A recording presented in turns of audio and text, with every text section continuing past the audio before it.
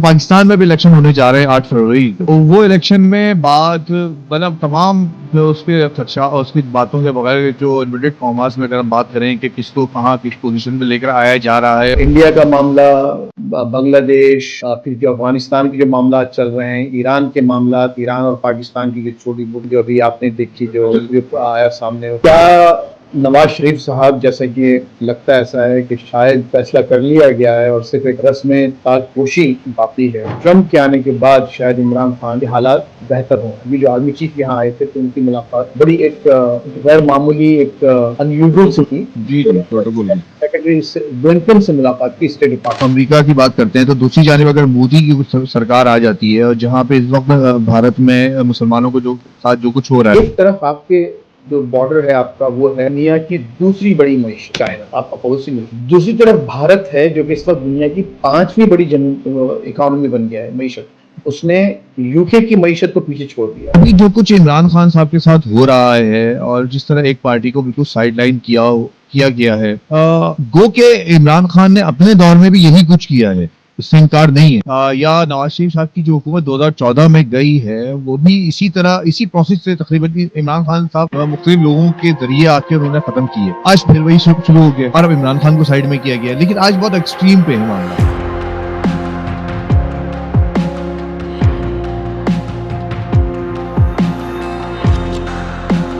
اعوذ باللہ من الشیطان الرجیم، بسم اللہ الرحمن الرحیم. میں ہوں مصطفیٰ حبیب صدیقی اور آپ دیکھ رہے ہیں میرا چینل MHS. اس وقت دنیا کے اندر الیکشن کا دور ہے اور مختلف ممالک الیکشن کے پیریڈ سے آگے جا رہے ہیں، جس میں تائیوان ہے، بنگلہ دیش ہے، بھارت ہے، جہاں الیکشن ہو رہا ہے. تائیوان میں الیکشن ہو چکا ہے اور تائیوان میں جو جماعت اس وقت جیت کر آئی ہے اس کے بارے میں مختلف رائے ہے، جس میں امریکہ کو بھی کچھ اس میں تحفظات ہیں، ساتھ ساتھ چائنا، خاص طور پہ چائنا کو تحفظات ہیں، چائنا حکومت کو نہیں مان رہا. اس کے بعد ہم بنگلہ دیش کی طرف جب جاتے ہیں تو بنگلہ دیش میں عوامی لیگ کی حکومت ایک مرتبہ پھر آ گئی ہے، لیکن بنگلہ دیش کی حکومت کو بھی اس وقت عالمی سطح پہ تسلیم نہیں کیا جا رہا، یا اس کی الیکشن کو اس طرح تسلیم نہیں کیا جا رہا اس طرح ہونا چاہیے. ہم دوسری طرف جاتے ہیں بھارت کی طرف تو مودی کی حکومت ایک دفعہ پھر آنے جا رہی ہے. جو پولز ہیں وہ یہی بتا رہے ہیں کہ مودی کی حکومت پھر آ جائے گی.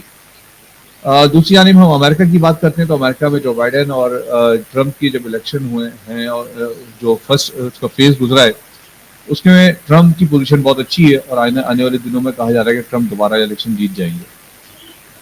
اب آتے ہیں پاکستان کی طرف جو اصل ہمارا آج کا موضوع ہے. پاکستان میں بھی 8 فروری کو الیکشن ہونے جا رہے ہیں، لیکن چونکہ میں نے آپ سے انٹرو میں بات کرنے کی وجہ یہ ہے کہ پاکستان کے الیکشن اس خطے کے حوالے سے بہت زیادہ اثرات ہیں ان تمام 4 ممالک کے الیکشن کے ہمارے الیکشن پہ، اور ہمارے جو خارجہ پالیسی ہوگی وہ ڈیپینڈ کرے گی ادھر بننے والی حکومتوں پہ. اس حوالے سے میں نے زحمت دی ہے. امریکہ میں ہمارے بہت سینئر صحافی ہمارے استاد محترم فیض رحمان صاحب موجود ہیں. فیض صاحب پاکستان کے اندر ARY نیوز کے ایگزیکٹو ڈائریکٹر نیوز رہے ہیں. یہ بھی ایک فیض صاحب کا اعزاز حاصل ہے کہ پاکستان میں یہ واحد جو ایک ڈیزگنیشن ہے ایگزیکٹو ڈائریکٹر نیوز جو فیض صاحب کو دیا گیا، اس کے علاوہ اب تک نہیں ہوا. ڈائریکٹر نیوز کی ہی ایک پوزیشن رہی ہے. فیض صاحب امریکہ کے اندر سینئر صحافت میں ہیں، وہاں ایک انگلش پروگرام کی ہوسٹ کرتے ہیں. اس کے علاوہ پبلک اسپیکر ہیں، جرنلسٹ ہیں، ساتھ میں تجزیہ کار ہیں اور سیاسی منظرنامے پہ ایک اچھی نظر رکھتے ہیں. میں فیض صاحب کو اپنے پروگرام میں خوش آمدید کہتا ہوں. السلام علیکم سر. جناب وعلیکم السلام حبیب صاحب، بہت بہت شکریہ. مصطفیٰ Habib Siddiqui Sahib, good to be on your very popular show. اور ماشاءاللہ آپ کی بڑی خدمات ہیں، آپ نے بہت کام کیا ہے اور مجھے خوشی ہے کہ آپ نے جو نیا سلسلہ شروع کیا ہے اللہ تعالیٰ اس کو کامیاب کرے اور آپ اس میں مزید جو ہے وہ آگے بڑھیں. بہت شکریہ صاحب. اصل میں یقیناً آپ جیسے استاد ہیں جن سے سیکھ کے یہاں تک پہنچا ہوں اور ہم نے اس میں حاصل کیا ہے. آپ کے ساتھ ARY نیوز میں بھی سیکھنے کو ملا اور یہاں پر بھی گاہے بگائے آپ کو زحمت دیتا رہتا ہوں. اس وقت ہم بات کر رہے ہیں الیکشن کی. جب الیکشن کی جب بات آتی ہے تو عموماً میرا جو ہمیشہ اختلاف رہا ہے صحافت میں وہ یہ کہ ہم ہمیشہ صحافت کو مرغے لڑانے کی اس میں لے کر جاتے ہیں اور ٹاک شوز کو بھی اس پہ لے کے جاتے ہیں. ہم کوئی انٹلیکچوئل گفتگو، کوئی ایسی گفتگو جس سے کچھ سیکھنے کو ملے وہ نہیں کر پاتے، تو اس لیے آپ کو زحمت دی ہے.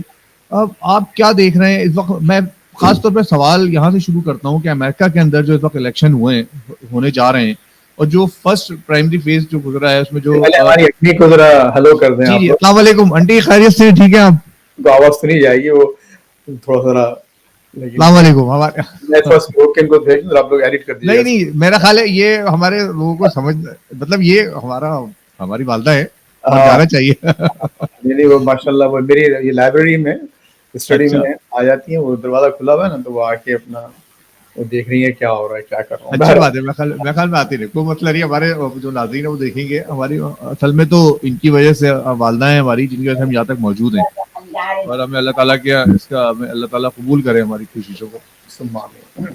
تو صاحب میرا سوال وہی ہے کہ اس وقت امریکہ کے اندر جو بائیڈن اور جو ٹرمپ کے جو ابھی معاملات چل رہے ہیں, اس میں ٹرمپ کی پوزیشن بہت اچھی ہے. کیا جو پاکستان میں بھی الیکشن ہونے جا رہے ہیں 8 فروری کو, وہ الیکشن میں بات مطلب تمام جو اس کے خدشات اور اس کی باتوں کے بغیر جو انورٹڈ کاماز میں اگر ہم بات کریں کہ کس کو کہاں کس پوزیشن پہ لے کر آیا جا رہا ہے اور الیکشن کس طرح ہو رہے ہیں, بہرحال نواز شریف کے بارے میں کہا جا رہا ہے کہ وہ الیکشن کے بعد وزیر اعظم بن جائیں گے. اس حالات میں نواز شریف جب وزیر اعظم بن جاتے ہیں اور امریکہ میں اگر ٹرمپ ہو جاتے ہیں, دوسری طرف ادھر مودی کی حکومت ہوتی ہے, اور چائنا جہاں ریلیکٹنٹ ہے تائیوان کے حوالے سے, تو اس حالات میں پاکستان کہاں کھڑا ہوگا اور پاکستان کو اس کے کیا اثرات فیس کرنے ہوں گے؟ جی ونس اگین مصطفیٰ بہت بہت شکریہ, بڑی خوشی ہے آپ کے اس سلسلے کو میں نے جوائن کیا. دیکھیے یہ جو 2024 کا جو سال ہے یہ نہ صرف علاقائی لحاظ سے بلکہ بین الاقوامی معاملات میں بھی اس میں بہت سے ایسے واقعات ہوں گے, ہو رہے ہیں جن کے بڑے دور رس نتائج نکلیں گے. اور آپ نے اس کا ذکر اپنے انٹرو میں بھی کیا ہے کہ جو بین الاقوامی تبدیلیاں اس وقت رونما ہو رہی ہیں. پھر ایک اور جو اہم واقعہ اس وقت ہوا ہے اسرائیل میں غازہ میں جو کچھ ہو رہا ہے, پھر غازہ اور اسرائیل کی وہاں پر جو حملے اور جو تشدد کیا جا رہا ہے سویلینز پر, اس پر جو عالمی عدالت نے جو ایک دیا ہے, تو وہ ایک ایسا نہیں ہے کہ بہت ہم اس کو کہہ سکتے ہیں کہ تھوڑا سا ذرا ایک ایکسپیکٹیشن سے توقعات سے نیچے ہے, لیکن پھر بھی ایک بحیثیت مجموعی ایک ایسا اس طرح سے فیصلہ کرنا ایک بہت بڑی بات ہے. انڈیا کا معاملہ, بنگلہ دیش, پھر جو افغانستان کے جو معاملات چل رہے ہیں, ایران کے معاملات, ایران اور پاکستان کی جو چھوٹی موٹی جو ابھی آپ نے دیکھی جو آیا سامنے, شکر ہے کہ آپس میں بہت جلدی لوگوں نے حل کر لیا. لیکن آج کل بھی ایران میں دہشت گردی کا واقعہ ہوا ہے, وہ بھی ایک بڑا افسوسناک واقعہ ہوا ہے, اور اس میں ظاہر ہے کہ بہت سے لوگ ضرور, مجھے یقین ہے کہ اس میں کچھ عالمی قوتیں بھی انوالو ہیں. تو اب جو ہے تو پاکستان کا تعلق ہے کہ پاکستان پر اس وقت جو میجر پلیئرز ہیں, عالمی پلیئرز, جس میں چائنا, امریکہ, یو کے, انڈیا ظاہر ہے, اور جو اس کے علاوہ میں سمجھتا ہوں کہ کینیڈا اور دوسرے جو ممالک ہیں جو اس خطے میں دلچسپی رکھتے ہیں, ان کی نظر ہے. کیا نواز شریف صاحب, جیسا کہ لگتا ایسا ہے کہ شاید فیصلہ کر لیا گیا ہے اور صرف ایک رسم تاج پوشی باقی ہے, اگر ایسا ہوتا ہے تو کیا, اور اس طرف اگر ٹرمپ آ جاتے ہیں اور وہاں مودی رہتے ہیں, اور بنگلہ دیش میں تو آپ دیکھ چکے ہیں کہ ظاہر حسینہ شیخی دوبارہ آ گئی ہیں, تو اس میں پاکستان کا کیا ہوگا؟ پاکستان کا جہاں تعلق ہے تو ٹرمپ کے آنے سے یہاں جو ہمارے عمران خان صاحب کے جو حامی لوگ ہیں خصوصاً امریکہ میں, ان کا خیال یہ ہے کہ چونکہ بائیڈن سے ان کو کوئی ریپریو, کوئی ایک کیا کہنا چاہیے سہولت نہیں ملی, یا تھوڑی سی ان کو ایک گنجائش نہیں پیدا ہوئی ان کے لیے, لیکن ٹرمپ کے آنے کے بعد شاید عمران خان کے حالات بہتر ہوں. تو میں یہ سمجھتا ہوں کہ یہ تھوڑی سی خام خیالی ہے, کیونکہ امریکہ کے جو تعلقات ہیں پاکستان سے وہ سیکیورٹی لیول کے تعلقات ہیں, جس میں پاکستان کی آرمی کو اور پاکستان کی آرمی کی جو لیڈرشپ ہے اس کو کلیدی حیثیت حاصل ہے. اب اس کا ایک پورا تاریخی پس منظر ہے, ایک سیاسی پس منظر ہے, یہاں کی جو سیکیورٹی معاملات ہیں دنیاوی اور خود آپ کے ریجن کے, ان کئی وجوہات کی بنا پر پاکستان آرمی کو جو ویسٹرن اسٹیبلشمنٹ ہے اس میں ایک بہت ہی کلیدی حیثیت حاصل ہے, اور وہ کلیدی حیثیت رہے گی. اور اس کی وجہ سے میں نہیں سمجھتا کہ اگر آرمی کہ جب تک کوئی ریپریو، کوئی گنجائش عمران خان صاحب اور تحریک انصاف کے لیے نہ ملے تو کوئی دنیا کے دوسرے ممالک بھی اس پر آمادہ ہوں گے. تو چونکہ اپنے نواز شریف صاحب چونکہ ایک بنیادی طور پر کاروباری آدمی ہیں، ان کی کوشش یہی رہے گی کہ کاروبار کو زیادہ ترجیح دیں. اور یہ بھی اب ایک اسٹیٹڈ پالیسی ہے امریکہ کی، باقاعدہ اسٹیٹ ڈپارٹمنٹ کے جو آفیسرز ہیں انہوں نے بھی یہ بات کہی ہے. بلکہ اگر آپ کو یاد ہو اور آپ کے ناظرین کو یاد ہو تو ابھی جو آرمی چیف یہاں آئے تھے تو ان کی ملاقات بڑی ایک غیر معمولی، ایک انیوژل سے تھی. جی جی پروٹوکول کی. سیکرٹری بلنکن سے ملاقات کی اسٹیٹ ڈپارٹمنٹ جی جو کہ ایک ایک اگر آپ کو کہیں جس کے آپٹکس بڑے عجیب و غریب تھے کہ ایک یونیفارم میں ایک افسر جو ہے وہ اسٹیٹ ڈپارٹمنٹ میں سیکرٹری آف اسٹیٹ بلنکن سے مل رہا ہے اور باقاعدہ اس کی تصویریں جاری کی گئیں دونوں طرف سے. تو غیر معمولی واقعہ ہے. اس بیان میں وہ جو کمیونیکے جو جاری ہوا تو اس میں انہوں نے کہا کہ ہم یہ چاہتے ہیں کہ پاکستان سے تجارتی معاملات پر زیادہ بڑا تعاون کیا جائے اور ہم ٹریڈ کو بڑھائیں اور اس میں جو پاکستان کی جو معاشی معاملات ہیں اس میں ہم زیادہ ہیلپ کرنا چاہتے ہیں. تو اگر آپ یہ دیکھیں تو وہ بیان پھر نواز شریف کو اس وقت لے کے آنا اور نواز شریف صاحب کا جو بیک گراؤنڈ ہے تو میں سمجھتا ہوں کہ نواز شریف یا ان کی پارٹی کا کوئی اور شخص اگر وزیر اعظم بنتا ہے جس میں ان کے چھوٹے بھائی بھی شامل ہیں، شہباز شریف کا نام ہے. ہاں، تو اگر وہ آتے ہیں تو بحیثیت مجموعی مجھے پاکستان کی معاشی معاملات میں بہتری ہوتی نظر آ رہی ہے. اور چاہے ٹرمپ آئیں یا ڈیموکریٹک کوئی دوسرا پریزیڈنٹ یا بائیڈن صاحب آئیں وہ کنٹینیو رہیں گے معاملات کہ پاکستان کو پاکستان کا جو سیکیورٹی اسٹیبلشمنٹ ہے اس کو یہاں کلیدی حیثیت اہمیت حاصل رہے گی اور اسی کے گرد معاملات جو ہے یہاں پہ چلیں گے. اور وہیں تو مجھے جو ہے بہتری نظر آ رہی ہے پاکستان کے لیے. اس میں امریکہ کے ساتھ اگر چلیں ہم امریکہ کی بات کرتے ہیں تو دوسری جانب اگر مودی کی سرکار آ جاتی ہے اور جہاں پہ اس وقت بھارت میں مسلمانوں کو جو ساتھ جو کچھ ہو رہا ہے اور پھر ابھی آپ کے سامنے بابری مسجد کی شہادت اور اس کے بعد رام مندر بنانا اور نہ صرف بنانا بلکہ اس بات کا اعلان کرنا ہے کہ دیکھو ہم نے مطلب جس ہندوتوا کے تحت ہم آئے تھے اور اس کو آگے لے کے چل رہے ہیں، یہ باقاعدہ اعلان ہے.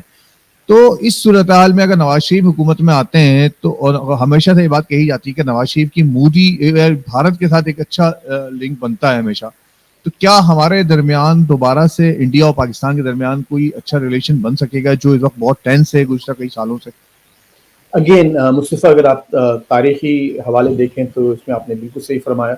یہ نواز شریف صاحب کے تعلقات ان کے دور میں انڈیا سے تعلقات بہتر رہے ہیں. واجپئی صاحب آئے تھے مینار پاکستان پر تو نواز شریف صاحب کے دور میں آئے تھے. اور پھر جو دوسری جو بہت بڑی بات جس کی میں سمجھتا ہوں کہ نواز شریف صاحب کو کافی بڑی قیمت ادا کرنی پڑی وہ مودی صاحب کا ان کے گھر آنا تھا بغیر کسی اناؤنسمنٹ کے اور بغیر کسی ویزا کے. تو لگتا یہی ہے کہ وہ قریب رہیں گے معاملات. اچھا اس میں ایک اور بھی بہت اہم بات ہوئی ہے کہ خود آپ کے آرمی چیف نے جنرل عاصم منیر نے یہ بات کہی ہے کہ وہ بھارت سے اچھے تعلقات چاہتے ہیں. تو اس بات کو آپ اہمیت دیں کہ ایک آرمی چیف ابھی جو انہوں نے جو بچوں سے بات کی اور جو مختلف اس پہ انہوں نے اس بات کو کہا کہ ہم بھارت سے اچھے تعلقات چاہتے ہیں، تعلقات کو نارملائز کرنا چاہتے ہیں. تو اگر اب وہی دیکھیے کہ اگر نواز شریف آ رہے ہیں، نواز شریف کے کیسے تعلقات رہے ہیں مودی صاحب سے اور پھر موجودہ لیڈرشپ کے رہتے ہوئے آرمی چیف کا یہ کہنا ہے کہ ہم بہتر تعلقات چاہتے ہیں. پھر آپ کشمیر کے معاملات کو دیکھیے کہ وہ انڈیا نے سوکسا سے جو اپنے طور پر انہوں نے یک طرفہ فیصلے کر کے اس کے جو پورا ایک اس کی حیت ہی بلندی ہے اس پورے معاملے کی. تو یہ لگتا یہ ہے کہ یہ سال اور آئندہ چند سال بڑے ہی سگنیفیکنٹ اور بڑے میننگ فل بڑے معنی خیز ہوں گے پاکستان اور بھارت کے حوالے سے. اچھا اب آئیے مودی کی بات جو آپ نے کی. دیکھیے ایک بات میں اس کو ایکسپلین یا ڈیفینڈ نہیں کر رہا، میں اس کو ایک بحیثیت ایک اینالسٹ اس کو بتانا چاہ رہا ہوں آپ کے ناظرین کو کہ مودی کا جو بھی وہ ہے اس وقت جو ٹیک ہے ہندوتوا پر اور مسلمانوں پر تو اس کا ایک بڑا ہی طویل تاریخی پس منظر ہے.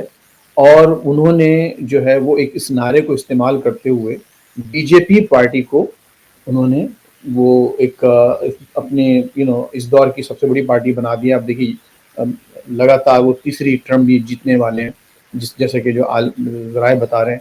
تو وہ ایک سیاسی نعرہ ہے, لیکن آپ یہ بھی مت بھولیے کہ اس کے باوجود بھی جو آپ کے تمام مسلم ممالک خصوصاً ہمارے قبلہ و کعبہ جو ہے جی سعودی عرب ہوئے, اپنا یو اے ای ہوا, قطر وغیرہ, سارے پورا مڈل ایسٹ جو ہے وہ ان کے ساتھ ہے. تو ہم کو تھوڑی سی یہاں پر میں سمجھتا ہوں کہ نواز شریف صاحب اگر آتے ہیں اور نواز شریف نے اس قسم کی کوشش کی تو میں سمجھتا ہوں کہ ان کو تھوڑا سی روم دینا پڑے گی, کیونکہ وجہ یہ ہے مصطفیٰ, دیکھیے آپ کا ماشاءاللہ ایک ٹین ایجر بچہ ہے, اور ظاہر ہے اس کے ایک خواب ہیں ہر بچے کے, ہر پاکستانی بچے بچی ان کے خواب ہیں, ان کے معاشی بہتری کے خواب ہیں, وہ اچھا پڑھنا چاہتے ہیں, اچھا لکھنا چاہتے ہیں.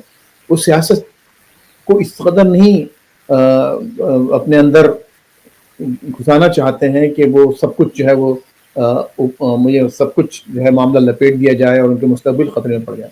تو اگر نواز شریف صاحب ایسی کوئی کوشش کرتے ہیں کہ دونوں طرف کے جوان بچیوں کو اگر ان کے مستقبل کے معاملے میں زیادہ اچھی امیدیں وابستہ کر سکتے ہیں تو ان کو کرنا چاہیے.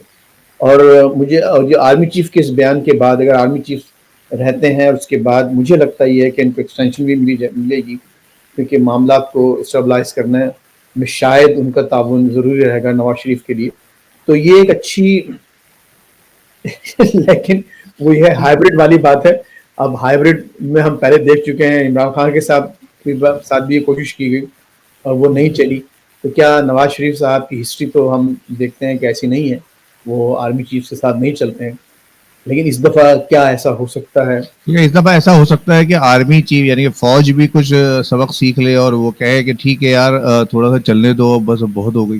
بالکل, اب ضروری ہے. دیکھیے فوج, ایک بات یاد رکھیے کہ اس میں کوئی شک نہیں ہے اور کسی پاکستانی کو شک نہیں ہے کہ فوج, پاکستان کی فوج پاکستان کے ایگزسٹنس کی ضامن ہے.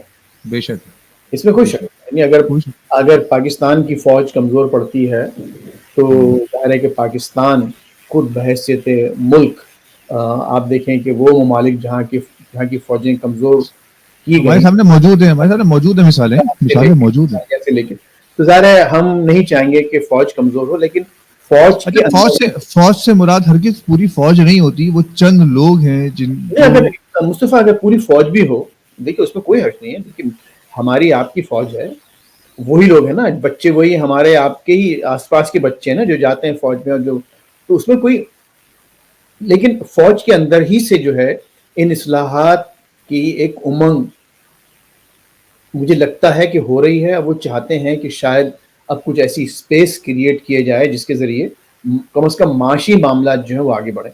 ایک بات یاد رکھیے, ہمارے نوجوان بچوں کو یاد رکھنا چاہیے اور نظر رکھیں اس بات پہ. دیکھیے ایک طرف آپ کے جو بارڈر ہے آپ کا, وہ ہے دنیا کی دوسری بڑی معیشت چائنا, آپ کا پڑوسی ملک ہے. دوسری طرف بھارت ہے جو کہ اس وقت دنیا کی 5ویں بڑی اکانومی بن گیا ہے, معیشت. اس نے یو کے کی معیشت کو پیچھے چھوڑ دیا اور آبادی میں اس وقت دنیا کا سب سے بڑا ملک بن چکا ہے.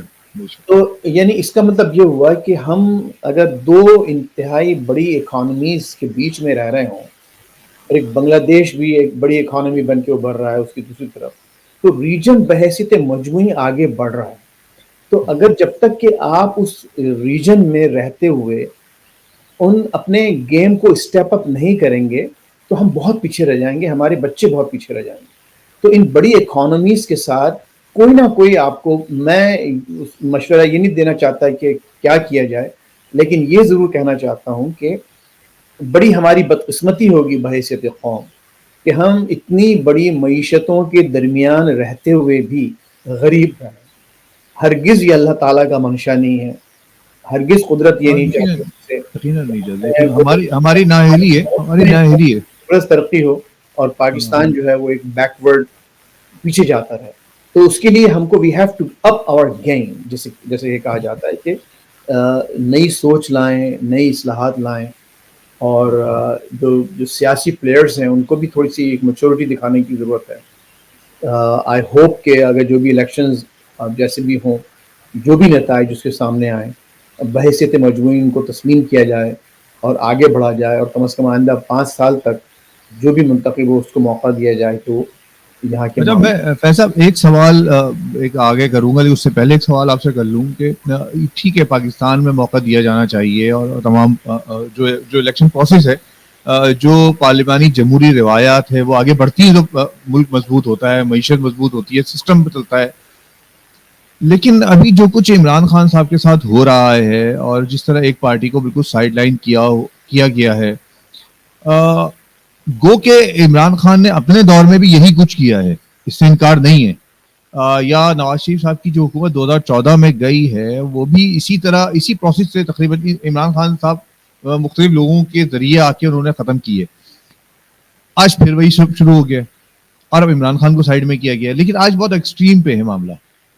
تو کیا اس صورت میں ہونے والے الیکشن کس قدر بین الاقوامی سطح کی بات کر رہا ہوں میں، عالمی سطح بین الاقوامی طور پہ کتنے تسلیم کیے جائیں گے، جبکہ ایک پارٹی جو کہ ایک میجورٹی پارٹی ہے اس وقت پاکستان کے اندر، اور لوگ چاہتے ہیں، نوجوان خاص طور پہ طبقہ اس کی طرف ہے، اس کو اتنا بری طرح سائڈ لائن کر کے کیا الیکشن ایکسیپٹیبل ہوں گے عالمی طور پہ؟ دیکھیے وہ اگین عالمی سطح کی جو بات ہے مصطفیٰ، وہ یہ ہے کہ امریکہ میرا خیال ہے ایک طرح یہ چاہتا ہے ایک طرح کا فگ لیف رہے ڈیموکریسی کا.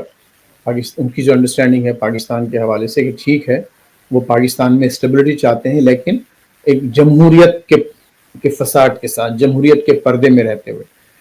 وہ اس پردے کے اندر کیا ہو رہا ہو میں نہیں سمجھتا کہ جو ممالک ہیں، بڑے ممالک، ان کو اس بات کی پرواہ ہے.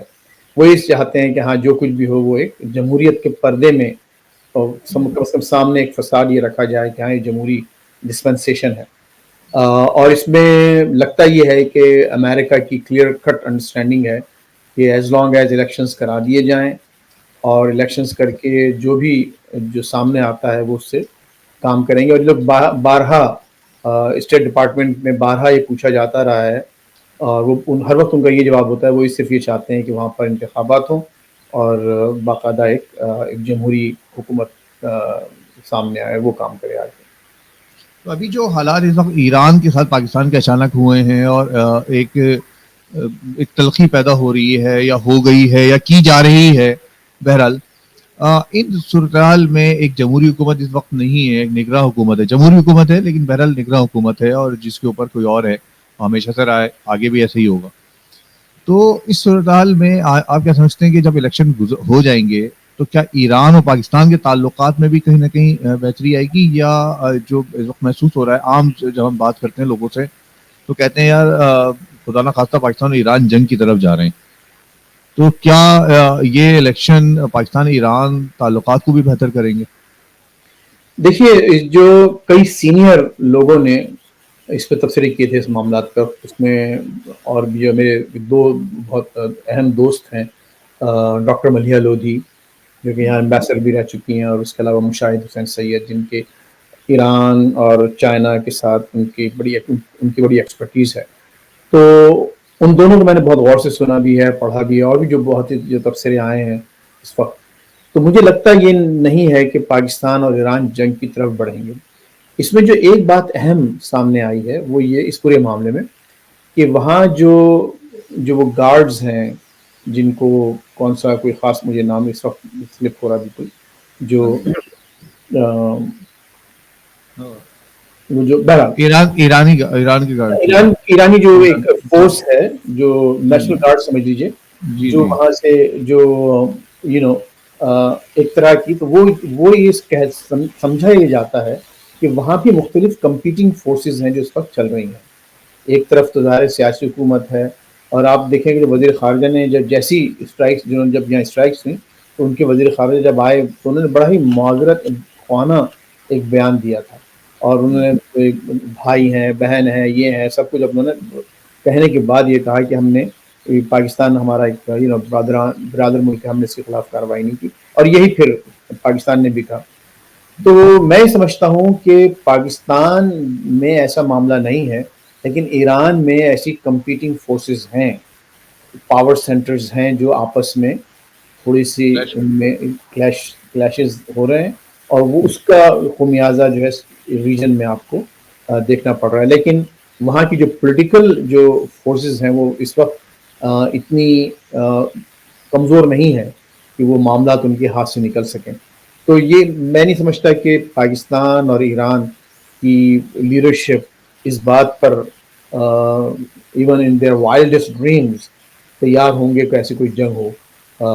سمبولیکلی کچھ چیزیں ہو سکتی ہیں علامتی طور پہ, ایک دوسرے سے شکایتیں ضرور ہیں, پاکستان کو بھی ان سے ہیں, ان کو پاکستان سے ہیں, لیکن اس نہج تک جانا یہ جو واقعہ ہوا تھوڑا سا یہ ہمارے لیے ایک بہت بڑا سبق ہے, اور دونوں نے اس کو فوراً ریئلائز کیا اور دونوں بہت پیچھے ہٹ گئے. اب تو آپ کے ایمبیسڈر وہاں دوبارہ پہنچ گئے ہیں, ٹیپو صاحب, اور انہوں نے وہاں اسناد بھی پیش کر دی ہیں. تو نارملائز رہیں گے, پرابلمس رہیں گے لیکن چیزیں نارمل رہیں گی. اس میں بہرحال پاکستان اور ایران کے واقعے میں کہیں نہ کہیں آپ کو بھارت کا رول نظر آتا ہے. دیکھیے کسی کو رول آؤٹ نہیں کیا جا سکتا, انٹرنیشنل کنسپریسیز ہیں. ایران آپ کو معلوم ہے کہ ایک بہت آئسولیٹڈ ملک ہے, اس کو کئی ایک عرصے سے اس پہ مکمل پابندیاں ہیں, اس کو پورے بینکنگ سسٹم سے اس کو الگ کیا گیا ہے, اور اپنا تیل باقاعدہ کسی کو بیچ نہیں سکتا, ڈالر میں وہ بزنس نہیں کر سکتا. تو اور پھر جو اس کے جو امریکہ سے جو تعلقات ہیں وہ کوئی ڈھکے چھپے نہیں ہیں. امریکہ ایران کے کسی بھی نقصان پر کوئی زیادہ رنجیدہ نہیں ہوگا, بلکہ میرا خیال ہے کہ وہ اطمینانی کا اظہار کریں گے, ہاں یہ کمزور ہو رہا ہے. پھر آپ دیکھیں کہ اسرائیل کا معاملہ اور ایران کا بڑا کھلا بالکل معاملہ ہے. لیکن ایران نے بھی, میں سمجھتا ہوں کہ بڑا اوپن سیکرٹ ہے یہ, کہ ایران نے بھی اپنے آپ کو بہت زیادہ پھیلا رکھا ہے پراکسیز میں. ہاں سب جانتے ہیں کہ حزب اللہ باقاعدہ ان کی بیگڈ ان کی پشت پناہی اس کو حاصل ہے حزب اللہ کو. پھر حوثیز جو ہیں یمن میں وہ, پھر عراق میں, سیریا میں, پھر مجھے نہیں معلوم کہ وہاں ہمارے اپنے ریجن میں کیا ہے معاملہ, لیکن یہ کہ انہوں نے اپنے آپ کو بہت زیادہ پھیلا رکھا ہے, اور اس کا فائدہ ظاہر ہے کہ جو ان کی وہ قوتیں جو ان کے خلاف ہیں وہ لیں گی. اور بھارت کا اس میں یہ ہو سکتا ہے کہ ظاہر ہے اگر ایران اور پاکستان قریب آتے ہیں زیادہ تو it's not a zero sum game for Bharat, لیکن شاید بھارتی لیڈرشپ یہ سمجھے کہ یہ کیوں قریب آئیں, کہ ظاہر ہے کہ اس سے ان کی اہمیت ختم ہوگی. پھر وہ جو چار بہار کا جو معاملہ ہے جی اس پورٹ کا, تو وہ بھی ایک فیکٹر ہے. اس میں بہت سی فیکٹرز ہیں, اور بڑی ہی جو بین الاقوامی سیاست ہے, انٹرنیشنل معاملے, بڑی اس میں گند مچی ہوئی ہے اس وقت. یوکرین کا معاملہ چل رہا ہے, رشیا ہے, اسرائیل اور حماس کے معاملات چل رہے ہیں. پھر آپ چائنا کا دیکھیے, تائیوان کا دیکھیے, پھر جو چائنا اور فلیپینس کی جنگ چل رہی ہے, ادھر نارتھ کوریا نے پھڈا کھڑا کیا ہوا ہے, تھوڑے دنوں بعد وہ ایک نیا میزائل جو ہے وہ ٹیسٹ کرتے ہیں. پھر آپ کے افغانستان کے معاملات ہیں. تو اس وقت جو ہے ایک فل فلیشڈ تھرڈ ورلڈ وار تو نہیں ہے کہ ایسا سچ کہ ایک دوسرے کو بامنگ ہو رہی ہے ایکٹیولی, لیکن اگر آپ دیکھیں کہ ایک ڈفرنٹ پیراڈائم میں اگر آپ دیکھیں تو it's pretty much like a world war going on. کیا کہہ سکتے ہیں کہ چاروں طرف سے جنگ ہو رہی ہے کہیں نہ کہیں, کسی نہ کسی خطے میں, ہر خطے میں کہیں نہ کہیں کچھ نہ کچھ دہشت گرد حملے جاری ہیں پاکستان میں, پاکستان میں بھی ہیں دیگر. اچھا ایک چیز یہاں پہ, ایک سوال یہاں پر یہ بھی بنتا ہے کہ جو ابھی پاک ایران گیس پائپ لائن جو ایک افغانستان سے بھی ایک ہمارا ہے کہ ہم وہ گیس پائپ لائن کا ایک پروجیکٹ ہے جو کہ عمران خان کے دور میں کسی حد تک رک گیا تھا, اب اس کے بارے میں بھی کہا جا رہا ہے کہ وہ شاید دوبارہ آ جائے نواز شریف کی حکومت آنے کے بعد. ابھی جو کچھ ایران اور پاکستان کے درمیان ہوا ہے, جو واقعات ہوئے ایران اور پاکستان کے درمیان, اس لیے میں نے سوال کیا اس تناظر میں کہ انڈیا بہرحال اس کو نہیں چاہتا کہ وہ گیس پائپ لائن کا جو منصوبہ ہے اور جو چائنا سے ہے پاکستان کو جس کا فائدہ پہنچے گا بہت زیادہ, وہ کسی پائے تکمیل تک پہنچ سکے. تو کیا ہم اس کو اس تناظر میں نہیں دیکھیں کہ پاکستان کی جو معاشی معاملات جس طرح بہتری کی طرف جائیں گے اس ریجن میں ان پروجیکٹس کے ذریعے, انڈیا کا انٹرسٹ ہے کہ یہ اس کو مکمل نہ ہونے دے؟ اچھا اس میں دیکھیے مصطفیٰ, چائنا کا معاملہ بہت اہم ہے. پاکستان سے جو چائنا کی دوستی ہے, ظاہر چائنا چاہتا ہے کہ پاکستان ایک اسٹیبل ملک رہے, تاکہ وہ ایک تو یہ کہ اس کا نیبرہڈ اسٹیبل رہے گا, وہ خود کسی کانٹروورسیز کا حصہ نہیں بننا چاہتے, وہ خود خاموشی سے ترقی کرنا چاہتے ہیں, اپنی ورلڈ پاور بننا چاہتے ہیں جتنی جلد ممکن ہو سکے, تو اس کے لیے وہ جنگوں کو اوائڈ کرنا چاہتے ہیں. اسی لیے آپ بھی دیکھیں کہ انہوں نے رشیا کو سمجھانے کی کوشش کی, ادھر نارتھ کوریا کو, حالانکہ خود ان کا اپنا بچہ ہے وہ, اس کو بھی کنٹرول کرنے کی کوشش کرتے ہیں.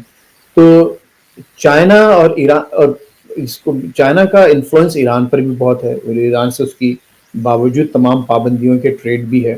تو ایران اور یہ آپ نے یہ بھی سنا ہوگا ظاہر کہ چائنا نے بھی ایک پارٹ پلے کیا ہے یہ ٹینشن کو تھوڑا سا کم کرنے میں, دونوں ممالک ایران اور پاکستان کی. اور پھر جو چائنا کی جو وزارت خارجہ کا بیان تھا وہ بھی بڑا بیلنس تھا, اور بڑا ہی یعنی ایک سمجھانے والی بات تھی کہ بھئی آپ لوگ ٹینشنز کو آگے مت بڑھائیں. تو خود چائنا کا کیونکہ ریجن کی سب سے بڑی پاور ہے, وہ یہ نہیں چاہے گا کہ یہ معاملہ جو ہے ایران اور پاکستان کا اتنا آگے بڑھے.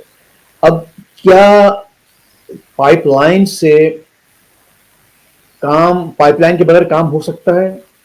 یہ ہمارے ظاہر جو ڈیسیشنز میکرز ہیں, کیا پاکستان کی جو انرجی ریکوائرمنٹس ہیں وہ اس پائپ لائن کے بغیر ہو سکتی ہیں؟ تو وہ دیکھا جائے گا, کیونکہ اس میں نہیں سمجھتا کہ امریکہ آپ کو, اگر آپ امریکہ پر ڈیپینڈ کر رہے ہیں مختلف معاملات میں, خصوصاً جو عالمی ادارے ہیں IMF, ورلڈ بینک, UN, پھر ظاہر امریکہ سے آپ کی ٹریڈ وغیرہ, تو اگر امریکہ اس کو نہیں چاہے تو پھر آپ کے لیے ذرا مشکل ہوگا کہ آپ امریکہ سے وہ تمام مراعات حاصل کرتے ہوئے ایران سے وہ پائپ لائن بنائیں. یہ البتہ ہو سکتا ہے کہ امریکہ آپ کو اس کے ابھی ہماری ڈپلومیسی, ہماری سفارتکاری کا امتحان ہوگا کہ اس کے عوض اب پاکستان اپنی ضروریات پیش کر سکتا ہے. دیکھیے یہ ہماری ضروریات ہیں انرجی کی, اگر یہ پوری نہیں ہوتی تو ہم اس کو کیسے کریں؟ تو وہاں کچھ آلٹرنیٹیوز جو ہیں ڈسکس کیے جا سکتے ہیں. لیکن جو پابندیاں ہیں ایران پر, اس کو دیکھتے ہوئے مجھے نہیں لگتا کہ یہ منصوبہ جو ہے وہ ایون نواز شریف صاحب کے لیے بھی ممکن ہوا کہ اس کو آگے بڑھا سکیں. ٹھیک ہے, دوسری طرف آتے ہیں پھر صاحب, امریکہ میں بھی الیکشن ہو رہے ہیں, اور جیسے ہم پاکستان میں بات کرتے ہیں جب بھی الیکشن ہو یا جب بھی حکومتیں آئیں, ہم اسٹیبلشمنٹ کی بات کرتے ہیں کہ اسٹیبلشمنٹ اس میں انوالو ہے یا کہیں نہ کہیں کچھ نہ کچھ معاملات ہیں. میں آپ سے, آپ استاد ہیں, بڑے ہیں, میں نے جو محسوس کیا ہے اب تک اپنی جرنلزم کے دوران اور اپنی اسٹڈی کے دوران, کہ یہ اسٹیبلشمنٹ کا معاملہ صرف پاکستان کی حد تک نہیں ہے. امریکہ, برطانیہ یا ترقی یافتہ ممالک ہیں, ادھر بھی فوج کا اپنی گورنمنٹ کے اندر انفلوئنس ہوتا ہے اور ان کی ایجنسیز کا انفلوئنس ہوتا ہے. یہ کس حد تک امریکہ کے بارے میں کہا جا سکتا ہے, صحیح ہے کہ غلط ہے؟ جی بہت اچھا سوال ہے, بہت اچھا سوال ہے. دیکھیے یہ اسٹیبلشمنٹ کسے کہتے ہیں؟ مطلب ایک ایسی چیز جو کہ اپنی جگہ جس میں ٹھہراؤ ہے, اسٹیبلشڈ ہے, رائٹ, ٹھہراؤ ہے وہاں پر اور کنٹینیوٹی ہے. تو ہر ملک میں ایسے لوگ, ایسے ادارے ہیں موجود جو وہاں ٹھہرے ہوئے ہیں, رکے ہوئے ہیں.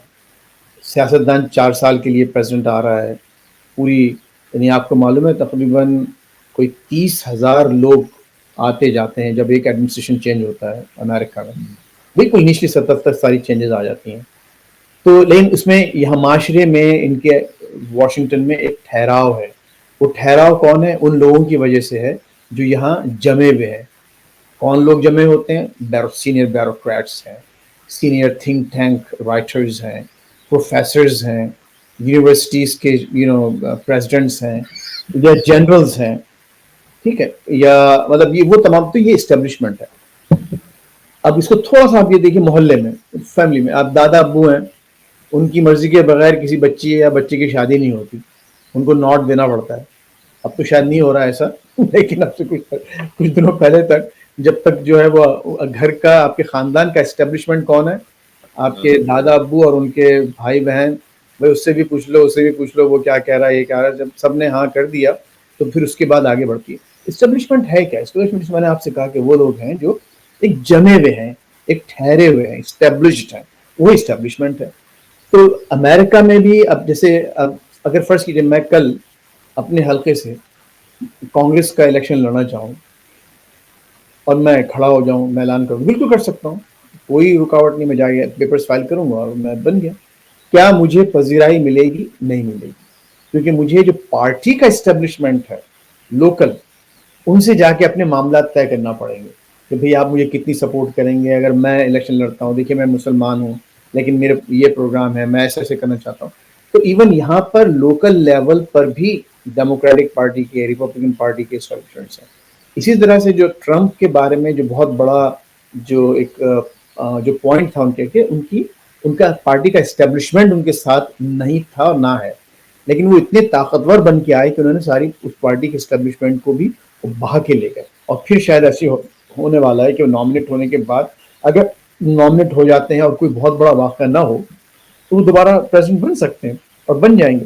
تو اسٹیبلشمنٹ جو ہے کوئی ہونا کوئی بری بات نہیں ہے، لیکن اسٹیبلشمنٹ جو ہے وہ جیسے میں نے آپ سے عرض کیا کہ کس حد تک جا سکتا ہے آگے. ہمارے جو تجربات ہیں پاکستانیوں کے وہ تو تھوڑے سے اس معاملے میں تلخ ہیں. وہ ایک چھوٹا موٹا آدمی بھی اگر اس ادارے کا حصہ ہے تو وہ اپنے آپ کو بہت ہی تیس مار خاں سمجھ کر آپ کے ہر بڑے چھوٹے معاملے پر اثر انداز ہو سکتا ہے. یہاں پر اتنا نہیں ہے، یہاں پر ایک کچھ اس کی باؤنڈریز ہیں. یعنی اگر بائیڈن صاحب کو ڈیموکریٹک پارٹی کے اسٹیبلشمنٹ کا الٹیمیٹ بندہ کہا جاتا تھا اور ہیں وہ، اس طرح سے وہ امریکہ کا جو اسٹیبلشمنٹ ہے اس کے بھی خاص آدمی رہے ہیں. تو مطلب یہ کہ ان کا ایک بیک گراؤنڈ ہے، 40 سال سے سینیٹر چلے آ رہے ہیں، سب جانتے ہیں معاملات. تو وہ پھر یہاں کے جو لوگ ہیں جو پارٹی کے اور ملک کے وہ کہتے ہیں اچھا بھائی اس بندے کو آ کے لے کے آؤ. یہی وجہ تھی کہ اوباما صاحب سامنے آئے کہ جب جارج بش جونیئر بہت ان پاپولر ہو گئے، ان سے بڑی زبردست فاش غلطیاں ہوئیں عراق میں اور افغانستان میں اور پوری مڈل ایسٹ میں ان کا جب بڑا غرق کیا، تو اس کے بعد انہوں نے بارک حسین اوباما کو بارک حسین اوباما کو لے کے آئے جی جی اور انہوں نے ایک سے بھی establishment is not a bad thing. ہماری اسٹیبلشمنٹ تھوڑی سی زیادہ ایمبیشیس ہو جاتی ہے. یہاں پر کچھ ایک ان کی باؤنڈریز ہیں، کچھ لمٹس ہیں جن میں رہتے وہ کام کرتے ہیں، لیکن ان کی ایگزسٹنس کو آپ ڈینائی نہیں کر سکتے. ڈینائی نہیں کر سکتے. اچھا یہ بھی ایک سوال بنتا ہے کہ جب ہم امریکہ کی، برطانیہ کی، ادھر ادھر کی باتیں کر رہے ہوتے ہیں، اسٹیبلشمنٹ کی بات کر رہے ہوتے ہیں، تو اور جب اپنے ملک کے بارے میں بات کر رہے ہوتے ہیں، یہ ہے کہ کہیں نہ کہیں ہم بہت زیادہ مطلب اگر ہمیں ایک اسپیس ملا ہے بات کرنے کا تو ہم اس اسپیس کا ناجائز فائدہ نہیں اٹھاتے، کچھ زیادہ ہی آگے بڑھ جاتے ہیں. یہ بھی ہمارے ساتھ ہوتا ہے. دیکھیے وہ گھٹن کی بات ہے. جب کسی بگونے پہ ڈھکن لگا کے رکھتے ہیں اور چولہا فل کھلا ہوا ہے تو ڈھکن اگر بہت زیادہ دیر تک رہے گا تو ایک تو خود ہی پریشر سے اٹھ جائے گا، اور جیسے آپ ڈھکن کھولیں گے تو وہ دھواں جو ہے بہت دیر تک پھیلے گا. لیکن اگر آپ ڈھکن کے بغیر اس کو گرم کرتے رہیں پانی کو تو وہ ہلکے ہلکے جو ہے وہ جو باتیں نکل سکتی ہیں وہ نکلتی رہیں گی وہاں سے.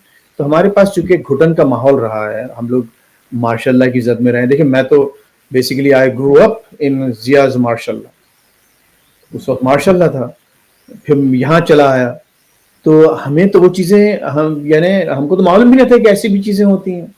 یعنی جمہوریت بھی کوئی چیز ہوتی ہے. ہاں ٹھیک ہے، دیکھا تھا، سنا تھا، لیکن تو آپ یہی ہے کہ جب آپ بہت زیادہ دباؤ رکھیں گے تو پھر جب تھوڑا بہت جہاں لوگوں کو موقع ملے گا وہ پھر وہ ریئیکٹ کریں گے. تو اس کا طریقہ یہ ہے کہ ایک ود ان لمٹس آپ خود ایک کنسسٹنسی کے ساتھ لوگوں کو بولنے کی اجازت دیں. پاکستان ایک بالکل بدلا ہوا ملک ہے.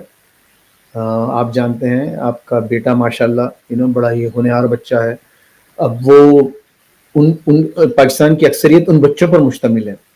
75% جو ہے آپ کی آبادی، یعنی میرا خیال ہے 30 سال 35 سال کے لوگ ہیں. تو کب تک آپ ان کو روک کے رکھیں گے؟ وہ تو آپ کا سرمایہ ہے. یہی لوگ آگے تو سنبھالیں گے اس ملک کو، آپ کی جگہ لیں گے. جو بڑے وہاں آفیسرز بیٹھے ہیں ان کی جگہ لیں گے. تو آج اگر آپ ان کو ایسی گھٹن کے ماحول میں پلنے اور بڑھنے دیں گے تو ظاہر ہے کہ ہمارا اس ملک کا مستقبل، اس 25 کروڑ جو کہ ہو سکتا ہے آئندہ 5 سال میں 30 کروڑ ہو جائے، تو ان 30 کروڑ لوگوں کا کیا ہوگا؟ ایسے ہی رہے گا. پھر محمد آپ کو ابھی سے ان چیزوں کو دیکھنا پڑیں گے. ان کو دیں، اجازت دیں بولنے کی. اگر آپ اچھا بولنے کی اجازت دیں گے تو لوگ خود بخود اپنی لمٹس طے کر لیتے ہیں، خود بخود کر لیں گے. لیکن دیں تھوڑا سا کھولے ماحول. ویسے اب تو جو حال اس وقت پاکستان کے اندر نظر آ رہا ہے وہ بہرحال لوگ بول رہے ہیں، بلکہ نوجوان تو بہت زیادہ بول رہے ہیں، اور ہم یونیورسٹی کالجز میں جاتے ہیں وہاں لوگ بہت کھل کے سوالات کرتے ہیں. آپ نے بھی دیکھا کہ ایک اور سلسلہ بھی ہے پاکستان. آپ بہت ماشاء اللہ بہت اچھا ایک پبلک اس پہ آپ جا کر جیسے گراؤنڈ پر جا کر لوگوں کو موقع دینا بولنے کا، اور پھر آپ جس انداز سے اس پورے معاملے کو کنڈکٹ کرتے ہیں ماشاءاللہ بہت ہی امپریسو اچھا ہے، اور لوگوں کو آپ بولنے کی اجازت دیتے ہیں، اچھا انٹریکٹ کرتے ہیں، اچھا کنڈکٹ کرتے ہیں، گڈ، بہت ہی اچھا انیشیٹو ہے۔ تھینک یو، بہت شکریہ۔ انشاءاللہ ہم جامعہ کراچی میں بھی ایک میں نے اسی حوالے سے ایک فورم رکھا ہے ممکنہ طور پہ جو میرا اپنا MHS کا ہوگا ٹیوزڈے، اور میرا موضوع بھی یہی ہے کہ جو ہمارا نوجوان ہے، جو یوتھ ہے، وہ سیاسی جماعتوں کے منشور میں اپنے لیے کیا دیکھتا ہے۔ اس میں میں نے کسی سیاسی پارٹی کو نہیں بلایا ہے، صرف نوجوانوں سے ڈائریکٹ بات چیت کر رہا ہوں۔ میرا خیال ہے کہ ہمارا نوجوان تو بہت کچھ سن رہا ہے، بہت کچھ سمجھ رہا ہے، بہت کچھ دیکھ رہا ہے، اور وہ آپ کو بھی دیکھ رہا ہے۔ آپ جیسے لوگ جو باہر گئے ہیں اور جنہوں نے اپنے آپ کو منوا لیا وہاں جا کے ایک پاکستانی ہونے کے ناطے، اور پاکستان کا نام روشن کیا، کیا کوئی ایسا سلسلہ ہو سکتا ہے کہ میں میڈیا کے حوالے سے خاص طور پر بات کر رہا ہوں، جس طرح ایک میڈیا ایک تربیت کرتا ہے، ایک معاشرے کی تربیت کرتا ہے، اور آپ تو جلد اپنے خود اس میں کام کیا، دیکھا آپ نے کوشش کی، پاکستان کے اندر آپ کا جو امریکہ میں جو میڈیا کام کر رہا ہے اس کی جھلک یہاں آ سکتی ہے؟ میں اس حوالے سے بات کر رہا ہوں کہ وہ معاشرتی تربیت کا کوئی کام کر سکے، کیونکہ میں جب امریکن چینلز دیکھتا ہوں، کہ جب ٹاک شوز دیکھتا ہوں، تو وہاں لڑائی جھگڑے ہوتے ہوں گے، وہاں پر بھی ہوتے ہیں، لیکن زیادہ تر جو گفتگو ہوتی ہے وہ سکھا رہی ہوتی ہے، کچھ تربیت کر رہی ہوتی ہے، چاہے معاشی ہو چاہے دیگر حوالوں سے ہو۔ تو کیا ہم کوئی ایسا رابطہ کر سکتے ہیں اپنے درمیان؟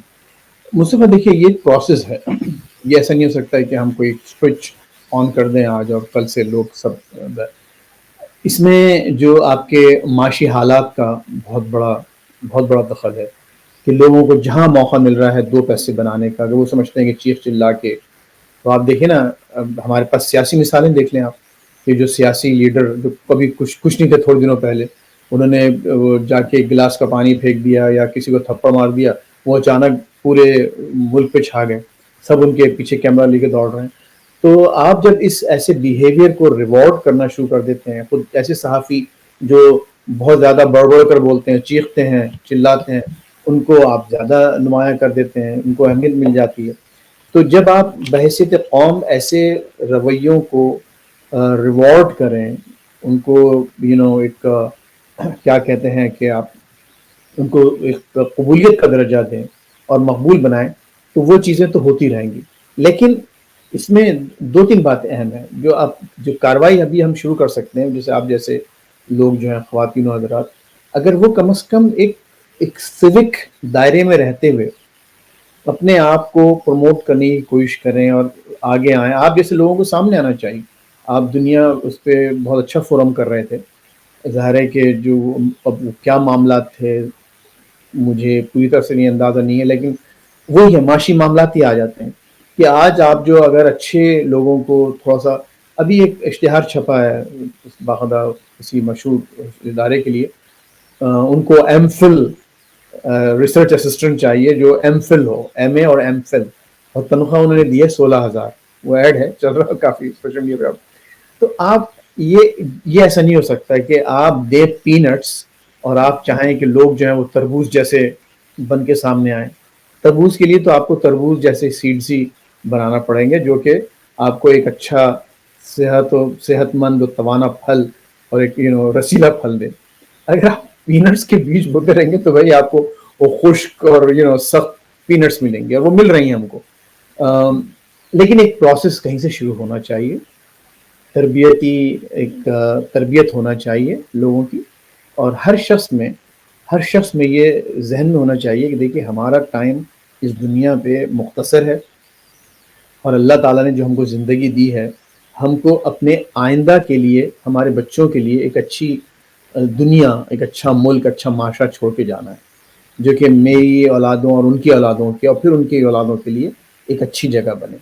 تو اگر یہ ہم احساس جاگزیں کریں لوگوں میں سمجھانے کی، تو کچھ تبدیلی آ سکتی ہے۔ لوگ خود اتنے پاکستانی میں سمجھتا ہوں بہت باشعور لوگ ہیں، ہم کو انڈر اسٹیمیٹ نہیں کرنا چاہیے، بہت باشعور لوگ ہیں، انہیں بڑی آگاہی ہے، بڑے معاملات کو جانتے ہیں، لیکن ان کو کہیں امید نظر آئے، لیڈرشپ اپنے کچھ تھوڑی سی قربانیاں دیں، یہ اپنی بڑی بڑی جو BMW ہیں، لیموزینز ہیں، بڑی بڑی ایس یو وی سے لاتے ہیں، اس سے تھوڑا سا نیچے اتریں، اور غریبوں کے ساتھ کچھ شیئر کریں, معاشرے میں کچھ ایسا بنائیں کہ بھائی ایک دوسرے کے لوگ ایک دکھ درد شریک میں شریک. ویسے میں معذرت کے ساتھ ایک بات, میں چونکہ اب آخر کی طرف جا رہا ہوں, لیکن ایک بات یہاں آپ سے میں تھوڑا سا اختلاف کے ساتھ, احترام کے ساتھ, کہ مجھے ایسا لگتا ہے کہ ہماری جو قوم ہے, ہماری عوام ہے, جب آپ نے کہا نا کہ وہ BMW سے نیچے اترے اور وہ لوگوں سے شیئر کرے, تو میرا خیال ہے کہ ہماری عوام BMW والے کو ہی عزت دیتی ہے, جو موٹر سائیکل پہ گھوم رہا ہوتا ہے اگر, تو اس کو عزت نہیں دیتی. اور یہ میں نے خود دیکھا ہے. میں اس کا واقعہ بھی آپ سے شیئر کر دیتا ہوں کہ گلشن اقبال میں آپ کے سامنے, یعنی کہ میں نظریاتی طور پہ بات الگ ہو جاتی ہے, ہمارے سامنے بہت بڑے بڑی شخصیات موجود ہیں. پروفیسر غفور احمد ایک بڑی شخصیت تھی, جن کا ایک نام تھا, جماعت اسلامی سے الگ ہو کے بھی آپ بات کریں, ایک بڑی شخصیت کا. بے شک میں نے خود دیکھا ان کو گلشن اقبال میں. مسجد ہے, اس مسجد کے بعد نماز کے بعد میں جب کھڑا ہوا ہوں, اور وہ جب کھڑے نماز کے بعد باہر نکلے اور لوگ ان سے ہاتھ ملانے لگے. یہ بات میں غالباً شاید 2006 کی بات ہے, شاید 2006-7 کی, اور سب ان سے ہاتھ ملا رہے تھے, میں بھی کھڑا ہوا تھا. میرے سامنے ایک گاڑی آتی ہے, اس پہ ہوٹل لگا ہوا ہے, اور وہ MKM کا UC چیئرمین یا کچھ تھا بہرحال وہ. اور وہ جب گاڑی آ کے رکتی ہے, تو وہ لوگ جو غفور صاحب سے ہاتھ ملا رہے تھے, وہ گاڑی جب رکتی ہے اور ہوٹل چل رہا ہے, پیچھے ایک موبائل کھڑی ہے, تو وہ سب اس طرف چلے جاتے ہیں. اور وہ سب جو گاڑی سے اترتا ہے, اس کی رونیت دیکھنے والی تھی. تو میرا خیال ہے کہ ہماری پبلک کا بھی ایشو ہے. اسی طرح پیپلز پارٹی سے میری بات ہوتی ہے تاج حیدر صاحب سے, میں ان سے فون کرتا ہوں, کہتا ہوں تاج صاحب اردو بولنے کا دل چاہ رہا ہے, تو کہتے ہیں یار بہت کر لو. یعنی کہ شخصیت ہے, آپ ان سے بات کریں تو آپ کو پروفیسر کرار حسین کے صاحبزادے ہیں, کرار حسین صاحب اپنے, جی, اور ان کی گفتگو کا انداز, ان کی تہذیب, ان کا انداز گفتگو. تاج حیدر صاحب جیسے لوگوں کو نہ پارٹی میں پوچھا جاتا ہے, نہ عوام پوچھ رہی ہوتی ہے. تو یہ ہماری عوام کا بھی تو ایشو ہے تھوڑا سا. دیکھیے اگین میں آپ کی بات بالکل صحیح ہے, میں اس سے اتفاق کرتا ہوں, لیکن یہ انسانی رویے ہیں, یہ عالمی ہیں. یہ چیزیں بہت حد تک جو ہے نا یہ عالمی نظریے ہیں. اس میں اگر جیسے میں یہاں اگر فرض کیجیے کہ ایک اچھے ہوٹل میں جاتا ہوں اور ایسی معمولی سے کپڑے پہن کے جاؤں گا, تو بلکہ میں آپ کو ایک واقعہ سناتا ہوں. یہ ہمارے ایک دوست تھے, وہ اس وقت دنیا کی چوتھی بڑی کمپیوٹر کمپنی کے مالک تھے, CEO تھے کراچی کے. ان کا نام تھا صفی قریشی. جو AST کمپیوٹرز ہوتے تھے, یہ ڈیل اور یہ HP وغیرہ, یہ سب بہت بات کی باتیں ہیں. تو وہ یہ 80s اور پھر ارلی 90s میں وہ ڈومینیٹ کر رہے تھے, 4th largest company in the world. تو وہ انہوں نے خود سنایا مجھے. تو وہ ہوتا یہ تھا کہ جب وہ بیچارے تھوڑے سے ذرا چھوٹے قد کے بڑے منحنی سے آدمی تھے, اور لمبا سا کوٹ پہنتے تھے, چشمہ لگاتے تھے. تو وہ مطلب ان کی کوئی شخصیت ایسی وہ نہیں تھی کہ جو بہت, تو وہ کہتے ہیں جب بھی میں جاؤں, ہاں, تو وہ ان کے پیچھے سیکرٹری وغیرہ ہوتے تھے گورے 2-4, ظاہر امریکی کمپنی تھا. تو کسی ہوٹل میں جاتے تھے, تو وہ ہوٹل کا ریسپشنسٹ جو ہے وہ جو ان کے پیچھے جو آیا اس سے بات کرتا تھا, یس سر کین آئی ہیلپ یو. تو یہ بیچارے تو yes you have reservation for AST company. تو وہ کہاں ہے CEO آپ کے؟ تو وہ پھر ان کو بتانا پڑتا تھا, I am the CEO, I have a reservation. تو پھر شیخ سعدی کا مشہور آپ کو واقعہ یاد ہوگا, یاد ہے وہ؟ نہیں, ہو سکتا ہے یاد ہو, آپ سناتا ہوں, وہ بہت مختصر ہے. تو وہ دعوت میں ایسی الٹے سیدھے کپڑے پہن کے گئے, جی, بھگا دیا گیا. تو پھر وہ کچھ دیر بعد جناب بڑی انہوں نے وہ اچھے اپنے کپڑوں کو کھلانا شروع کر دیا. ہاں, پھر وہ جب پہنچے تو انہوں نے اپنے کپڑوں کو کھلانا شروع کر دیا. کہنے یہ کیا کہہ لیں گے, بھائی یہ میں نہیں آیا ہوں, میرے کپڑے مجھے یہاں لائے ہیں, تو اس لیے میں ان کو کھلا رہا ہوں. تو یہ انسانی رویے ہیں. دیکھیے وہ غفور صاحب بہت اچھے آدمی, سب کچھ ہے. یہ بھی تو آپ دیکھیے نا کہ ان کی بہرحال جا رہے تھے, لیکن جب انہوں نے دیکھا کہ یہ UC چیئرمین آیا ہے, تو ہمارا جس سے ذاتی مفاد وابستہ ہے رائٹ اوے.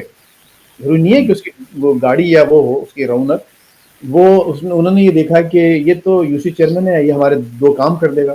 غفور صاحب نیک آدمی ہے, بہت بڑے آدمی ہے, بہت بڑا نام ہے پاکستان کا. ہاں, آپ کے ان کے یعنی پاکستان کا جو آئین ہے, is one of the framers of the first, جو 73 کا جو آئین ہے پاکستان کے بعد جو پہلا آئین بنا. تو یہ رویے انسانی رویے ہیں، عالمی رویے ہیں، تاریخ ان سے بھری پڑی ہوئی ہے. اسی لیے لوگوں کو کہا جاتا ہے اچھا پہنو، اچھے لگو، آپ کو زیادہ اچھی. اور پھر بھائی آپ اور کہیں جائیں، اللہ میاں نے کیا کہا؟ ہاں، کیا کہتے ہیں، اللہ جمیل ہے اور جمیل لوگوں کو، خوبصورت لوگوں کو پسند اچھا، کرتا ویسے غفور صاحب ماشاء اللہ ان کا اپیئرنس بہت اچھی ہوتی تھی، لیکن بہرحال ہم ہے. نہیں، اس اردو میں میں کوئی کریں شک تو نہیں. میں کوئی آپ کے خیر بہرحال چلیے وہ بات لمبی ہوگی. میرا خیال ہے کہ اس موضوع پہ آپ کے ساتھ پھر بیٹھنا پڑے گا اور ہم الگ ٹاپک پہ بیٹھیں گے. ایک آخری سوال کی طرف جاتا ہوں میں. یہ ابھی اسرائیل کا جو معاملہ چل رہا ہے، اور ابھی جو آئی جی سی نے جو کچھ کہا ہے، جو فیصلہ دیا ہے، اس کے بعد امریکہ کے اندر اس وقت بائیڈن کے خلاف ایک بات آ رہی ہے کہ بائیڈن اس ہینڈل نہیں کر سکا اسرائیل کے معاملے کو. اس حالات میں امریکہ کے الیکشن، اور خصوصاً جب اسرائیل کی طرف ہم جاتے ہیں اور نیتن یاہو کی طرف بھی الیکشن ہونے جا رہے ہیں، اور ان حالات میں آپ کو کیا نظر آتا ہے؟ کیا اس کے اثرات بھی بائیڈن اور نیتن یاہو پہ پڑیں گے؟ دیکھیے، نتن یاہو پہ تو بہت بڑا ہے معاملہ. وہ ابھی جو خود ان کے جو بہت قریبی ساتھی تھے وہ یہ کہہ رہے ہیں کہ وار کے جیسی ختم ہوتی ہے تو اس کے بعد شاید وہ سروائیو نہیں کریں گے، اور وہ سروائیو کرنا اس لیے چاہتا ہے کہ وہ اگر نہیں کرے گا تو جیل جائے گا نکلتی وزارت. لیکن جہاں تک بائیڈن کا معاملہ ہے تو اس میں پہلی دفعہ ایسا ہو رہا ہے امریکی الیکشنز میں کہ فلسطینی ایشو جو ہے وہ ایک بہت بڑا ایشو بن کے سامنے آیا ہے. اس کی دو وجوہات ہیں. ایک تو یہ کہ جو سوشل میڈیا کی وجہ سے یہاں کے جو اب ینگ بچے ہیں، نہ صرف یہ کہ انہوں نے خود براہ راست ٹک ٹاک سے، ٹویٹر سے، اور دوسرے جو ان کے جو انسٹاگرام جو بھی ان کے پلیٹ فارم جو یوز کرتے ہیں ینگ لڑکے لڑکیاں، انہوں نے ڈائریکٹ معلومات حاصل کی. اور جو کچھ بھی غزہ میں ہو رہا ہے، ظاہر ہے اس کو کوئی بھی ذی شعور جسٹیفائی نہیں کر سکتا، اور انتہائی غمناک اور بہت ہی افسردہ.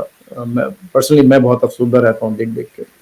تو وہ بچے یہاں، اچھا ایک اور بہت بڑا کام ہو رہا ہے یہاں پر امریکہ میں اور یورپ میں، کہ بچوں نے، اب ینگ بچوں نے باقاعدہ قرآن خریدنا شروع کر دیا یہاں پر.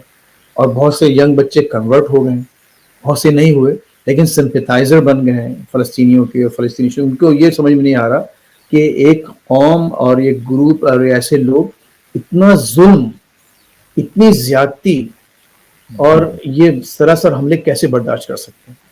کیا قوت ہے، کیا طاقت ہے جو ان کو ان کی جو ہے قوت کو اور ان کے صبر کو جاری رکھے ہوئے. تو وہ قرآن انہوں نے پڑھنا شروع کر دیا. تو امریکی سوسائٹی پہ اس کا اثر ہوا ہے. یہاں پر بہت زیادہ اب مسلم ووٹرز بڑے ہیں، عرب بہت زیادہ ہیں، اور سب نے یہ کہہ دیا ہے کہ اب ہم بائیڈن کو ووٹ نہیں دیں گے. تو بائیڈن صاحب نے بھی کوشش کی ہے کہ تھوڑا سا ذرا وہ آؤٹ ریچ زیادہ کریں مسلمانوں کی اور عربوں کی. لیکن یہ ایک بہت ہی ایک اہم پوائنٹ ہوگا یہاں کی اس میں پولیٹکس میں. الیکشن کی کیمپین چل رہی ہے اور ابھی بھی ہے. اور مجھے نہیں لگتا کہ بائیڈن صاحب اس ہاتھ میں جیت پائیں گے دوبارہ. ٹھیک ہے، بہت شکریہ بھائی صاحب، ہم نے آپ کا کافی وقت لیا، اور گفتگو تو ایسی ہے کہ اگر ہم 2 گھنٹے اور بیٹھ جائیں، 3 گھنٹے تو بیٹھ جائیں، لیکن چاہوں گا کہ آپ سے گاہے بگاہے آپ کو زحمت دیتا رہوں. Any time. آپ سے مجھے سیکھنے کو. آپ جیسے نوجوانوں سے مجھے اس لیے زیادہ لگاؤ ہے مصطفیٰ کہ اس میں، اور میں اس لیے نہیں کہ آپ کے سامنے یا آپ کو پروموٹ کرنے کے لیے کہہ رہا ہوں یا آپ نے مجھ سے کوئی بات کی ہو. آپ نے ماشاءاللہ دیکھیے جو نامساعد حالات ہیں پاکستان کے، ان کے باوجود آپ نے ایک بہت ہی پازیٹیو اپنا پوسچر رکھا ہے. آپ کنٹریبیوٹ کر رہے ہیں. اچھا آپ کے ساتھ اگر کچھ ہوا دنیا نیوز میں یا کسی اور ادارے میں تو آپ نے اس کو بہانہ بنا کر آپ بیٹھ نہیں گئے. آپ you continue to march forward, march on. اور I have nothing but respect for you and people like you. اور میری دعا بھی یہ رہتی ہے کہ آپ جیسے جو لوگ ہیں، ینگ لوگ ہیں، لڑکے لڑکیاں، ان کے لیے اگر یہاں سے ہم کچھ کر سکتے ہوں تو ضرور کریں. اور اس سلسلے میں اگر آپ کے پاس کچھ ایسے آئیڈیاز ہوں تو مجھے بتائیے. ہم نے اتنی ساری باتیں کی کہ بھائی ٹھیک ہے، بچوں کو مستقبل میں لیے ہم کیا کر سکتے ہیں. تو ایک ایسا نہیں کہ کوئی رن آف دا مل قسم کا کوئی آئیڈیا، لیکن ایک کچھ سوچیں، بتائیں کہ یہاں سے بیٹھ کے ہم کیا کر سکتے ہیں. میں اپنے دوستوں کو جمع کر کے ہم کیا کیا سکتے ہیں. لیکن باٹم لائن یہ ہے کہ آپ جیسے نوجوان جو ہیں ابھی بھی پاکستانی معاشرے کی امید ہیں. اور پھر آپ جس طرح سے اپنے माशाल्लाह अपने बेटे को जिस तरह से आप उसकी तरबियत कर रहे हैं, जिस तरह से उसको आप आगे बढ़ा रहे हैं, वो भी एक अच्छी तो अल्लाह ताला से दुआ है कि आप भी अच्छे रहें, आपके बच्चे अच्छे रहें, आप अपनी कोशिशों में कामयाब रहें और जो आपका हक है प्रॉस्पेरिटी, इतनी मेहनत के बाद आप को खुशहाली मिले, आप इससे बढ़कर काम करें। इंशाल्लाह। तो I am all for it and I am available any time. बहुत शुक्रिया, बहुत शुक्रिया साहब, बहुत शुक्रिया आपका, आपके अल्फाज का। अल्लाह ताला इज़्ज़त देने वाला है, मेरी क्या औकात। और ये भी मैं यहाँ कहना चाहता हूँ ख़ास तौर पे कि मैं जिस इदारे में भी रहा, चाहे मैं जंग से मेरा स्टार्ट है, उसके बाद ARY न्यूज़, आज न्यूज़, बाहर के चैनल KSD2, सऊदी अखबार और आखिर में दुनिया अखबार। और मुझे अल्हम्दुलिल्लाह हर जगह से बहुत इज़्ज़त मिली और मैं हर इदारे का मशकूर हूँ, हर इदारे का शुक्रगुज़ार हूँ जिसने मुझे नाम दिया, चाहे वो दुनिया अखबार हो जिसमें एडिटर फोरम के तौर पे मैंने काम किया। और मैं इसमें अहमद हसन साहब हमारे एडिटर हैं, मैं उनका हर जगह तज़किरा करता हूँ कि उन्होंने मुझे मौका दिया, दुनिया अखबार की इंतज़ामिया ने दिया या जंग अखबार दीगर इदारों ने भी मुझे मौका दिया आगे बढ़ने का। लेकिन एक चीज़ जो मैं यहाँ ख़ास तौर पर कहता हूँ अपने लोगों से कि इस माशरे में रहने के लिए ज़रूरी है कि इस माशरे को बेहतर करने की कोशिश की जाए। और जब हम कोशिश करते रहेंगे तो यकीनी तौर पे ये माशरा कहीं ना कहीं बेहतरी की जानिब जाएगा, क्योंकि दो कुव्वतें हैं, उन दो कुव्वतों के दरमियान टकराव रहता है और अगर एक कुव्वत हल्की पड़ जाए तो दूसरी कुव्वत हावी आ जाती है। तो बेहतर है कि हम टकराव के उसमें के खिलाफ काम करते रहें और अच्छाई का काम करते रहें। मैं फैज साहब आपका फिर शुक्रिया अदा करता हूँ और अपने नाज़रीन से बात कहता हूँ कि आप अब इस प्रोग्राम के बारे में अपनी राय का इजहार कीजिएगा और साथ में ये भी बताइएगा कि वो कौन से टॉपिक्स हैं जिस पे आप चाहते हैं कि बात की जाए, आप चाहते हैं जिस पे और ज़्यादा डिस्कशन किया जाए। क्योंकि मेरा जो बहुत अरसे से इख्तलाफ कह सकते हैं या एक मुश्किल रही मुझे, वो ये कि मीडिया में संजीदा टॉपिक्स पे बात नहीं की जा रही और अगर बात की भी जा रही है तो इस अंदाज में नहीं की जा रही जिस अंदाज में की जानी चाहिए। तो मैं थोड़ी सी कोशिश करता हूँ अपने उस्तादों से सीख के, आपकी राय का इंतजार रहेगा और इंशाल्लाह हम गाए बगाए फैज साहब को फिर हम मौका देते रहेंगे। मैं यहाँ पर एक बात फैज साहब से कह देता हूँ कि मेरे जहन में कि फैज साहब की ज़िंदगी पे हम एक गुफ्तगू करेंगे, आपकी स्ट्रगल लाइफ पे गुफ्तगू करेंगे और ताकि हमारे देखने वालों को, हमारे बच्चों को कुछ सीखने को मिले। बहुत शुक्रिया आप सबका। अल्लाह।